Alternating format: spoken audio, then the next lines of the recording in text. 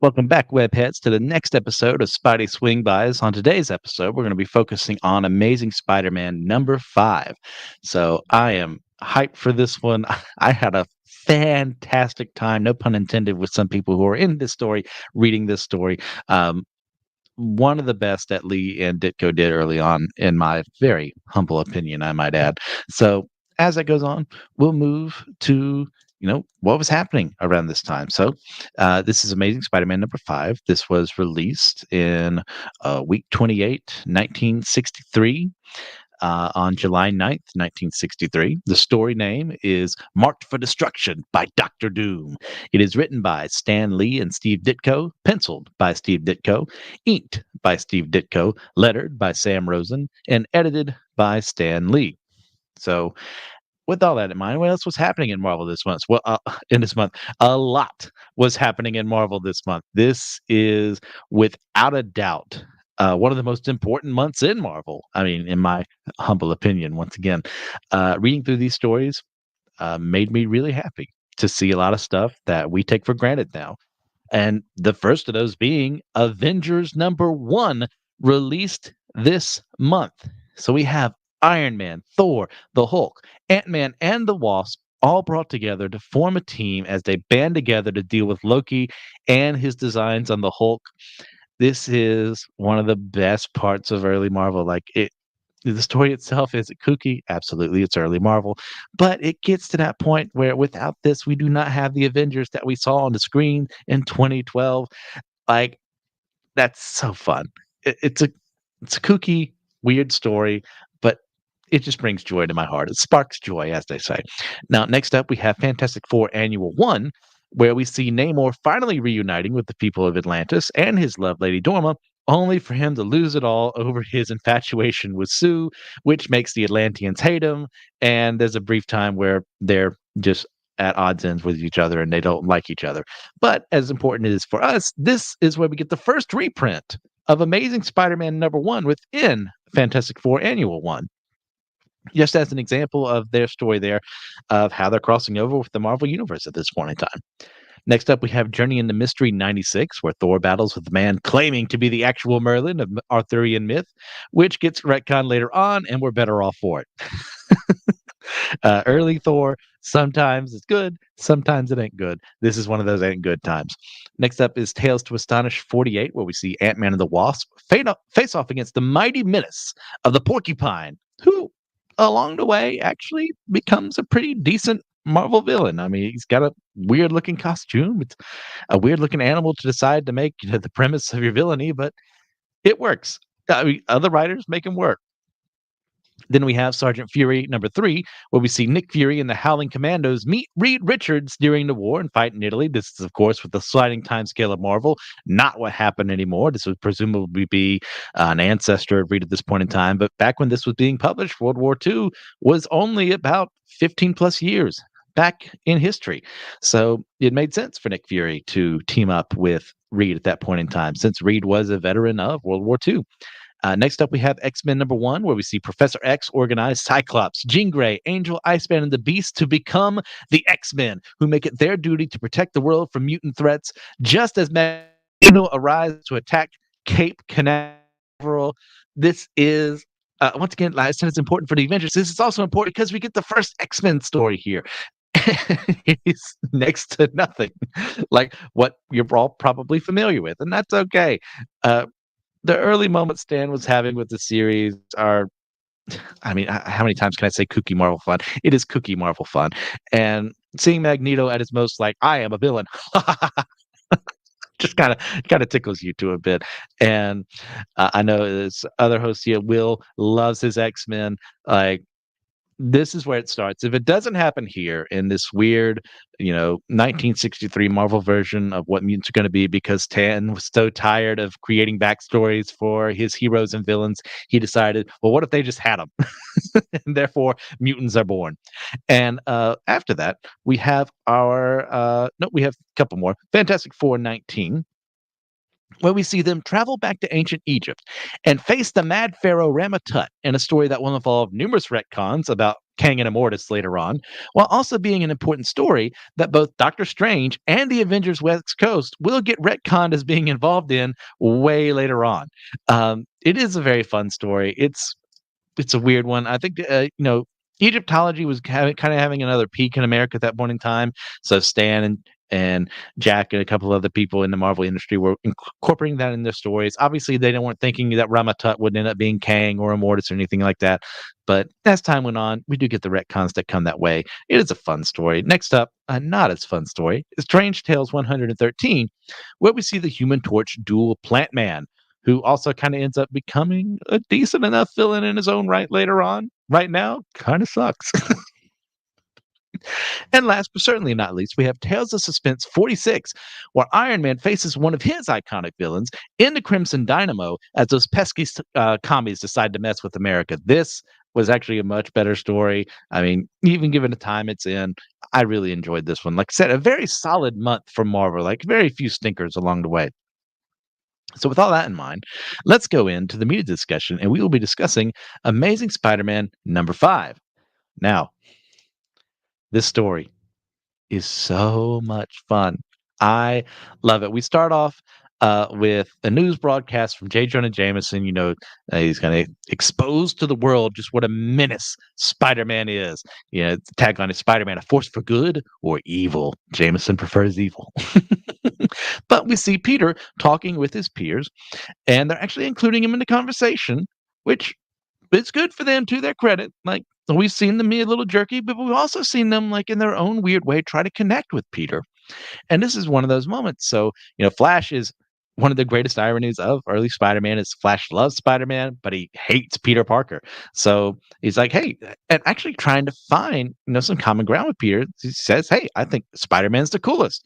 But Peter, wanting to protect his secret identity, one of those things you will see oftentimes when this comes up was the actual hero whose secret identity is will kind of downplay it and say, well, Bruce Wayne will be like, in his foppish ways, like, oh, Batman doesn't do any good for the city.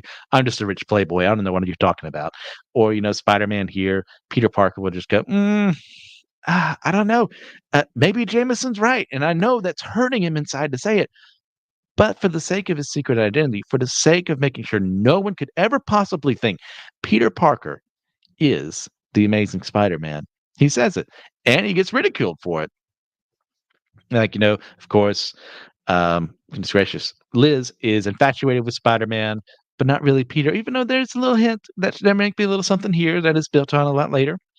And Flash is like has no time for Peter at this, and we get one of those great comic panels where we see one half of Peter's face showing his real form and the other half showing him in costume and with the spider sense effects going off. This is, I mean, iconic for a reason. Like the split face duality there works really well. I'm really game to see it in this scenario. And we also, of course, get our villain of the story. You know him, you love him. He's one of my favorites, if not my favorite Marvel villain, Doctor Doom. And he is listening to Jameson's broadcast because apparently he has nothing better to do as ruler of Latveria. Um, and he thinks, oh, maybe Spider-Man's the one I've been seeking. And we get a little backstory here. This is, I believe, from Fantastic Four 17, where he had fought them. He's very enraged that they keep beating him, keep getting him, and he fell out into the sky and was able to save himself through his jet-powered flying belt, which of course Doom always has on person because Doom is always prepared. And at this point, Doom, realizing he needs to get into contact with Spider-Man, but not knowing his address, what do you do? Do you make a gigantic 4 on the Statue of Liberty and say, we need to talk? Do you put an ad in the paper and say, Spider-Man, come see me here? Um, no, you don't do that. Instead, since Spider-Man has a spider sense that Doom is somehow aware of, don't ask how, Doom's a smart guy, he just knows. He decides to transmit a message to Spider-Man on the wavelength coordinating to his spider sense. And it says, calling Spider-Man, I must contact you at once. And we do see Peter in costume in his own room, just practicing with, see how agile he is, messing with his webs, see what things he can do with them. And he gets the message from Doom and kind of freaks him out for a bit because that is not what you want to hear. No, he doesn't know it's from Doom at this point in time. But Doom's whole goal here is to see if he can convince Spider Man to join him and more than likely betray him at some point in time to fight against the Fantastic Four. Now, maybe even I'm fairly certain they don't mention this in the story, but Doom may even know that Spider-Man went into the Fantastic Four's headquarters in the Baxter Building, which has been named at this point in time. I'm fairly certain, and uh, left. So maybe he fought them. Maybe he thinks he's another super criminal. He's hearing other reports Jameson's sending out, and because Doom is not immune to not understanding things. Thinks Spider-Man is a villain, so he contacts him, and Spider-Man makes his grand entrance to the location, talks to Doom, and it's like, "Hey, what's going on here?" And obviously, Spider-Man knows who Doom is as someone who has attacked America's sovereignty multiple times over.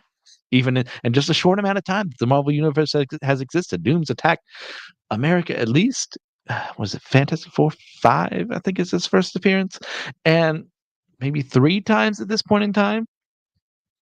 So, Doom tries to speak to him one-on-one and in his own doomy way, uh, tells Spider-Man, "Hey, you're an outcast the same as I. You dare not reveal your true identity. Yet right under your noses, the Fantastic Four basks in the limelight while you were shunned and hunted." And he's like, "I'll appeal to his sense of envy, of pride. Then, once he has served this purpose, I'll destroy him without a second thought." Which is so Doom. Like, he does it to everyone he partners with. Yeah, he does it with Namor. He does it with the Silver Surfer. Like anyone he can screw over or get to work for him for a little bit. It's always, "We're doing this for a time, but I'm also planning to betray you." But Spider-Man, it's like, "Hey, like that doesn't that's not my thing." So he's rightfully attacks Doom, trying to get him with a bunch of webs. But unfortunately for him, this is not Doom. This is in fact a Doom bot. Because Doom is always prepared. So Doom, expecting this, has found himself a way to where he can attack Spider-Man and do so ably and not be worried about what will happen to him. But Spider-Man is able to get away. But can he face Doom's mightiest threat, which is his little weapons of his own, such as the most effective miniature finger gun, which Spider-Man does dodge. So unfortunately, Doom's ace in the hole just isn't working for him. But I did that panel just tickles me so much to look at. It's so Doom. It's so Stan Lee and Jack Kirby. Well, actually, at this point, Ditko for Spider-Man. But like you can imagine Doom doing this in the Fantastic Four as well. To Spider-Man, seeing that, hey, I really have no issue being here, just kind of leaves and runs away. So, which you could say, like, "Hey, well, why didn't he stop Doom? He's clearly got evil plans in design for the Fantastic Four." But Spider-Man knows that Doom regularly fights 4 people and almost comes on top. He's just one guy. He's still young. He doesn't really understand everything about Doom that he will know later on. And later on, Spider-Man will be hesitant to fight Doom because he knows what he's capable of. But he still managed to fight him one-on-one several times. But this is still him at that point in his life where he's not willing to make that jump.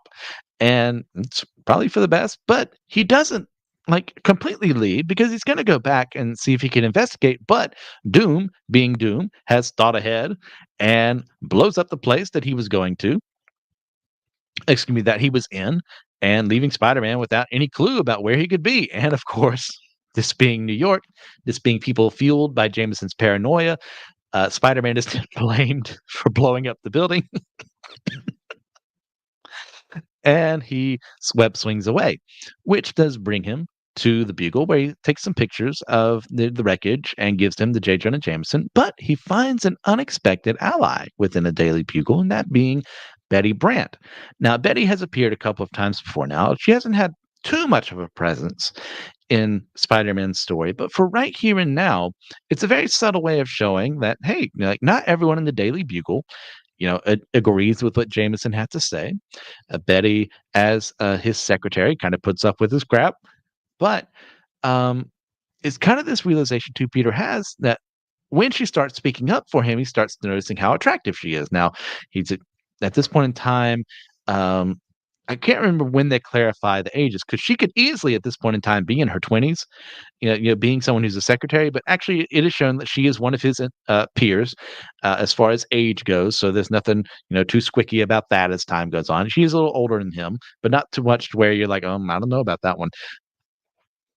But of course, Jameson doesn't care about anything, about any resistance to his plans to smear Spider-Man's names because he's the publisher and he'll decide our editorial policy. So, and his one real motive is to make money. And the more he attacks Spider-Man, the more people read his papers. And it's to their advantage to keep doing that. So, because Spider-Man sells papers, that makes perfect sense.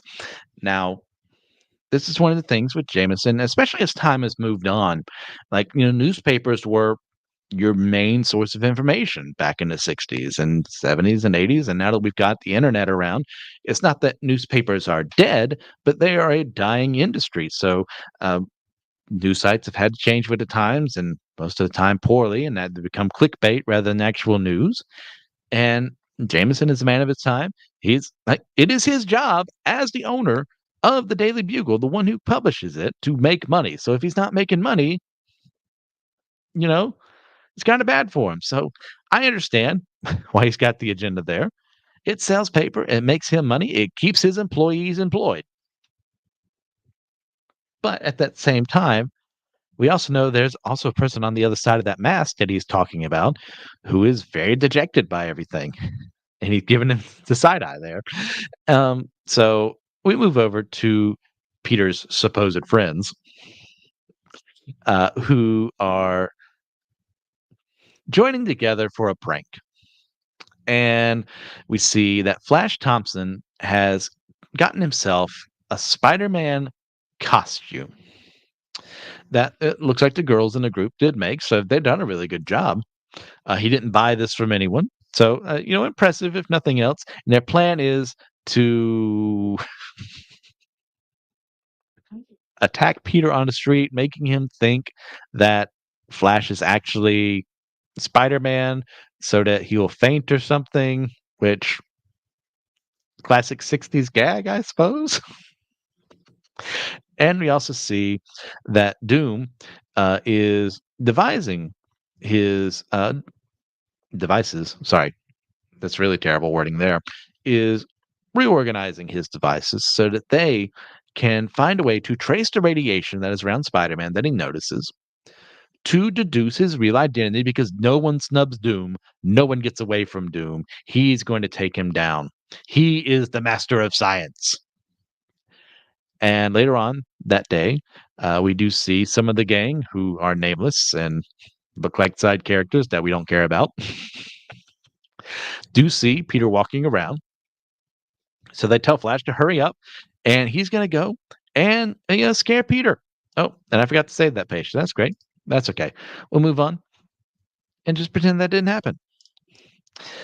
So he puts on the suit, and Doom, who is actually tracking Peter without recognizing it, sees someone in a Spider-Man costume and goes to snatch him. Now, he then knocks him out with some sleeping gas, which on the other side of a fence is Peter Parker walking away, but he has no idea what's going on. His spider sense doesn't go off. Maybe his spider sense doesn't care if Flash is actually being taken out at this point in time. Or it could just be an editorial, be like, hey, well, we don't want him to encounter Doctor Doom right at this moment. We want Flash to be taken away, so the spider sense is not going to work. And Doom takes off the limp body of Flash Thompson in a Spider-Man costume to his evil lair for his evil plan. Now, Peter then goes back home to Aunt May, and there's some issues with the television as Doom has intercepted the signal, and he is making his demands. Says, "This is Doctor Doom. I have resorted to drastic means to communicate with the Fantastic Four. I have a message of grave importance for them. As you can see, I hold Spider-Man, a helpless captive. Unless the Fantastic Four promise to disband and surrender to me one at a time, Spider-Man will forfeit his life. I will wait exactly 1 hour for a reply." This is Doom at his doomiest. This is a bonkers plan. This is assuming that the Fantastic Four are watching the news, or that someone will get into contact with them, or they're not in some far off galaxy fighting the scrolls, or what have you at this point in time. This is assuming a lot. And it's also Doom being boastful and prideful. And this is his master plan. I'm not going to wait for anything. I'm not going to listen to the guy who in the costume who says he's not Spider-Man. I'm going to tell the Fantastic Four and the world if they don't disband within 1 hour, Spider-Man will die. It's so good. I, I love this comic so much. And we have Aunt May, who is, excuse me, who is concerned, but it, it's praising the fact that, oh, thank goodness, thank heavens, his only prisoner is Spider-Man, who's probably just as big a menace as Doctor Doom, as she says it to Peter. That the irony here is so great. When they play Aunt May this way, it's done really well. When at this early point in her time, when she doesn't need to know who Spider-Man is, later on she needs to know who Spider-Man is. But for right now, this sense of, well, this is her honest feelings, and she doesn't know Spider-Man. She listens to what Jameson has to say, and Peter just kind of has to take it. And this is a big one. I don't think I would really appreciate being compared to Doctor Doom as a villain. Now, as an intellectual, maybe sometimes as a statesman, not all the times. Maybe I would take that, but not as a supervillain. So Peter recognizes, wait a minute, that's not me. Who does he have in there? And gets a phone call from Liz and the others, who admit to their kind of plan without saying it. And Peter kind of figures it out. Peter's a smart guy. I am sure. I bet that joke was meant to play on me. And reminds them, hey, Flash and I kind of hate each other, so I don't care. But Peter being Peter, the guilt crawling inside of himself, he can't let it go. He can't let this remain as it was. Even though he has that thought, he's like, wait, this is great. The Fantastic Four won't agree to Doom's terms, and Flash, even if they don't, Flash could be gone, and I'll be rid of one of the biggest bullies I've ever had in my life.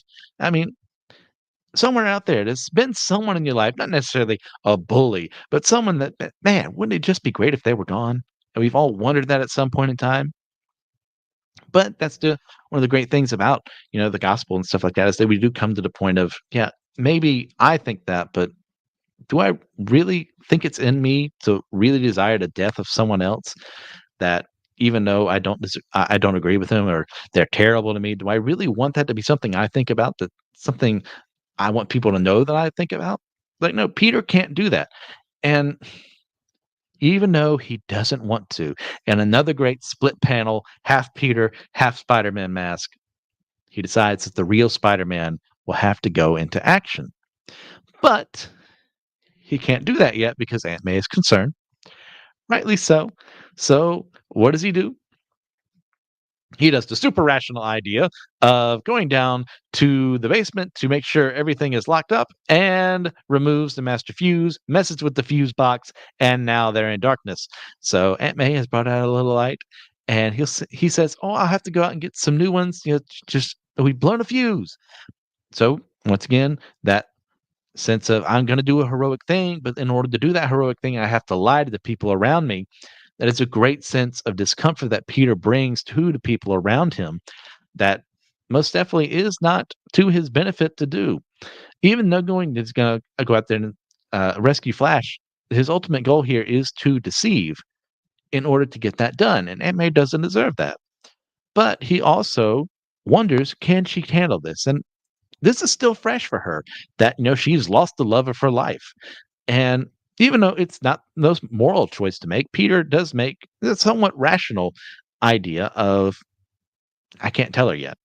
She can't handle more than this right now. So he goes off, tests his gear, and we get a minute with the Baxter building to where the Thing is talking to Reed and the other Fantastic Four members about how they've got to just go out there and find Spider-Man. He doesn't deserve this. So Spider-Man swings over to where this is broadcasting from and uses his spider sense to guide him once again. Somehow his spider sense is able to guide him to danger instead of just him reacting to danger. So maybe he's picking up on some residual messages that Doom left behind from the initial contact. So Doom, meanwhile, is dealing with Flash in a Spider-Man costume, who is begging and pleading with him, says, "I'm not Spider-Man. You've got to believe me." But Doom is like, "Hey, I guess Spider-Man's just a coward." So Spider-Man, the real Spider-Man, manages to slink down some pipes into an air vent to then attack Doom, who realizes that can't be the real Spider-Man in there because he's attacking me right now. So he attacks him once again with one of his finger guns, misses Spider-Man yet again. The fabled finger guns just failing poor Doom, who's done nothing wrong, of course, because Doom is benevolent. Doom is out there for your good and mine. So Spider-Man, as we saw earlier in the issue, is messing around with his webbing. He's managed to make himself a shield, and he's going to make this little web ball, which is the first time we see this, I'm fairly certain, and uses it to mess with Doom's finger gun and plugs it up with the webbing. Excellent use of that. A good use of that Chekhov's gun of seeing him earlier in the issue, testing out his webbing, seeing how it works. So Doom runs away as Spider-Man uses web balls instead of fireballs. But his spider sense does activate as he's about to be hit by a trap. He uses some webbing to make a shield once again to prevent himself from being turned in the ice. Doom then reaches another part of the room where he was going to test out a little device, one that uses all these magnetic um, balls to shift around the room, flying in all these different points. And Spider Man isn't able to web them up, but what he can do is that he can jam up the mechanism that is causing these to attack him, stops that, uses his intelligence to get him out of this issue. A really great job here by Stan and Steve showcasing Spider-Man's abilities as he also leaps off the floor to prevent himself from being hit by fire. So he goes after Doom. He's like, I had enough of this, and Doom electrifies him. But what Spider-Man does is somehow the webbing he uses is also able to bring an electrical current through it. Don't worry about it. Maybe someone out there who knows science a little better than me can actually explain how this is possible. I would think that webbing would not be a conductor, but that's me. And webs it to Doom's suit, which actually electrifies him as well. But Spider-Man is fooled once again by a Doombot, and is this point that he has been manhandled by the Doombot, about to be killed by a laser blast. But Spider-Man overpowers the Doombot, throws it at Doom, and is about to take him out, but instead decides to take out the machine that is working as some sort of incinerator and leaps away. And Doom swings at him. Sorry, lost my place there. And notices that Doom is insulated against the bolts.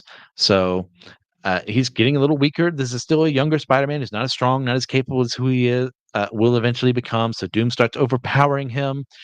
Until Spider-Man is able to use his super strength to get him off balance, but then Doom clocks him in the head in a very good panel there. So as he says that this will be his finish, you clumsy fool, and Spider-Man snarks back, if I had a dime for every time some cornball predicted my finish, hey, now what? As Doom uses these little flakes that, sure, whatever, Doom, to mess with him in his perception, but Spider-Man is able to get out of the way because he still has a spider sense, ducks out of the way of Doom's attacks, and manages to get away from the fight.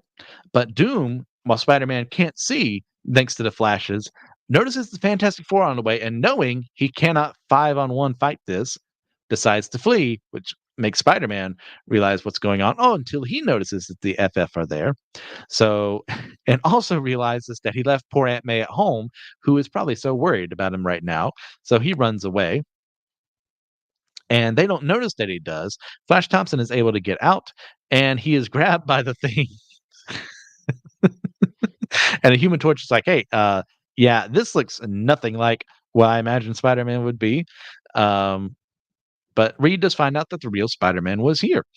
Peter goes back home, finds Aunt May in the darkness, um, and has to make up another lie, another excuse, but he forgot to get the actual fuses, so he shot himself in the foot again. Goes back to the Bugle, and